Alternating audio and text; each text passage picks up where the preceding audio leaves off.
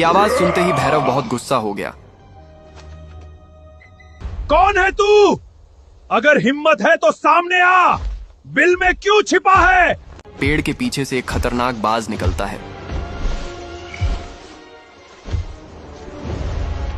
तो तू है जो छिपकर दहाड़ रहा था, सामने आ ही गया। याद रख, भैरव से टकराने वालों का नाम नहीं बचता। अब बता, कौन है तू और यहां क्या चाहता है? नाम जानना चाहता है? लोग मुझे मौत की परछाई कहते हैं और मैं वहां आता हूं जहां किसी का अंत लिखा होता है। भैरव, आज तेरी दहाड़ नहीं, तेरी हार पूरे जंगल में गूंजेगी। बहुत बड़े शिकारी देखे हैं मैंने। सिर्फ ऊंचा उड़ लेने से कोई जंगल का राजा नहीं बन जाता। अगर मौत बनकर आया है तो याद रख, भैरव मौत से खेलना जानता है। कोयल वहीं खड़ी देख रही थी। और तू बीच में आने की गलती मत करना। ये लड़ाई उन लोगों की है जो मौत को आंखों में देखकर हंसते हैं। अगर मेरे रास्ते में आया तो तेरा ऐसा हालत होगा कि जंगल तेरा चीखें सुनकर कांप उठेगा।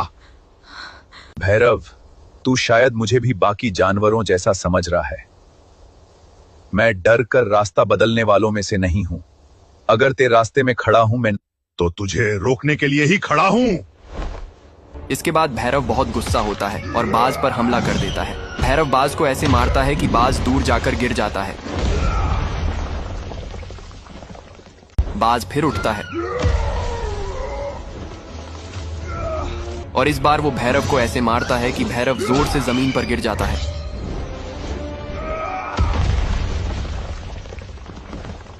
बाज भैरव के सामने खड़ा था। बस इतनी ही ताकत है तेरे अंदर भैरव? तू खुद को जंगल का खौफ समझता था, लेकिन आज पहली बार किसी ने तुझे जमीन चटा दी। अभी भी वक्त है, पीछे हट जा, वरना अगली बार तू उठ भी नहीं पाएगा। अब मजा आने लगा है बाज।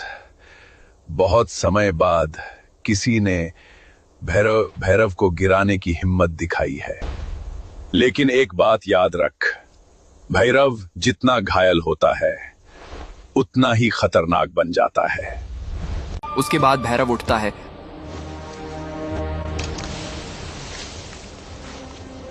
और बाज के छाती पर जोर से वार करता है। इसके कारण बाज वहीं गिर जाता है और बेहोश हो जाता है। कोयल अपने अंडों को छोड़कर बाज के पास आई और रोने लगी।